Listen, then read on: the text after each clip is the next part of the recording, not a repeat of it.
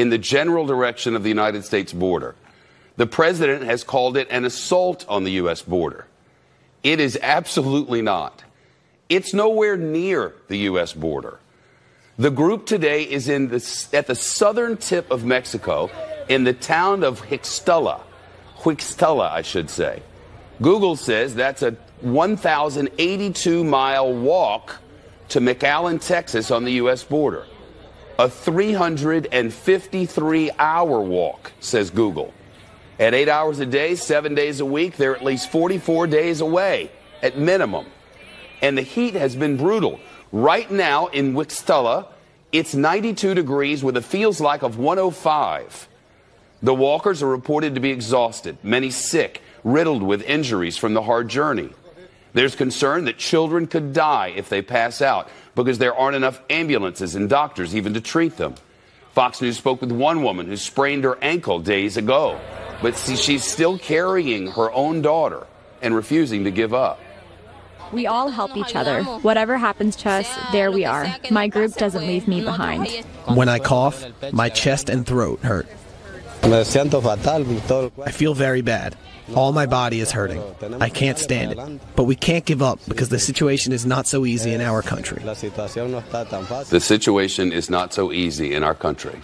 What would it take for you to walk with your family for more than 1,100 miles in 105-degree feels-like temperature with an entire government telling you we don't want you, to seek asylum from whatever it is you're trying to escape? Imagine. Let's take a look at how all this really began. The politics aside, please. For years, Central Americans have been enduring extreme gang violence and poverty across entire nations.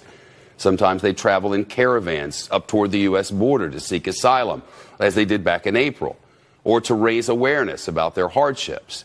This particular caravan started in Honduras, and according to the reporting of the Daily Beast, it swelled in size from a few hundred to thousands after a local TV network in Honduras reported that a Honduran organizer was going to pay for everybody's food and transportation, because usually you have to pay a mule, and usually you have to pay exorbitant fees like 7,000 American dollars just to get your way on this walk.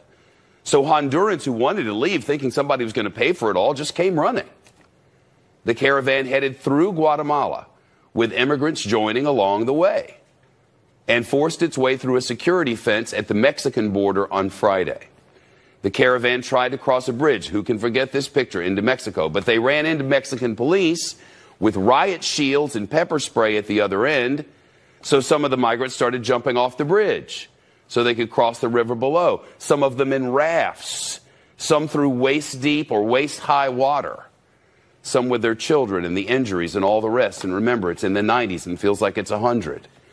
And since then, they've kept marching through the southern Mexican towns, tiny little towns on tiny little roads with very little infrastructure and not a lot of help. An LA Times reporter said the caravan was more than 2 miles long at one point, just the caravan itself, and that people near the back were stumbling in the extreme heat. Where have they been sleeping? Well, they sleep in the streets, the burning hot streets, wrapping themselves in blankets and pieces of plastic. An Associated Press reporter said there was a chorus of coughs this morning from migrants who appear to be developing respiratory problems. And they're doing it and continuing to walk because everything is so horrible at home. They're not coming to get anyone. They're seeking relief from their hell at home. And that's the truth.